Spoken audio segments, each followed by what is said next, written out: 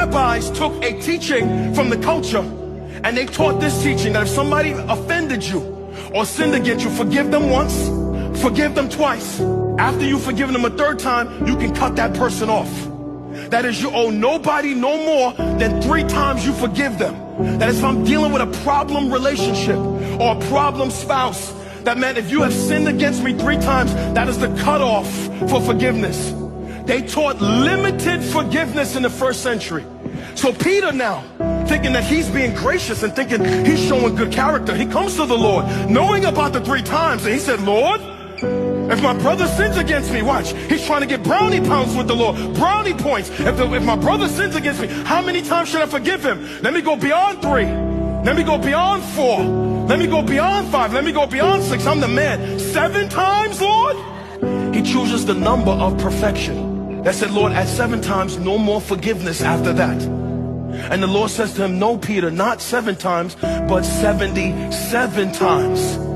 In another translation, they have the Lord as saying 70 times 7, 490 times. So you expect me to keep forgiving somebody that keeps wounding me in the same area 490 times?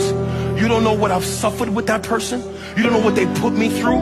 You don't know that the scars they left in my life. And Lord, you actually expect me to forgive them 490 times? We could bring it down. You expect me to give them 77 times, forgive them? No. The Lord don't expect you to forgive them 490 times, because he don't expect you to, watch this, to keep count. Keep forgiving people who hurt you without keeping record of how many times you have to forgive. Now, even as I say that to you, some of you squirm in your chair. You squirm in the overflow because you're thinking about yourself, a season of trauma, a moment of betrayal, a person who failed you, a divorce that scarred you.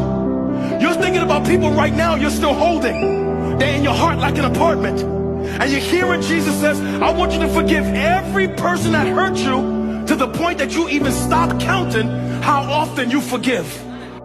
Young Philip Anthony Mitchell heard that and said, Lord, I don't know if I can do that. Lord, you have any idea what they did to me in that season? That molestation, that rape, that abandonment, that rejection. You're telling me that as I live this life, any brother or sister that wounds me deeply, you expect me to just keep forgiving people over and over and over and over again? That is, watch, Lord, you're telling me there is no limit to forgiveness?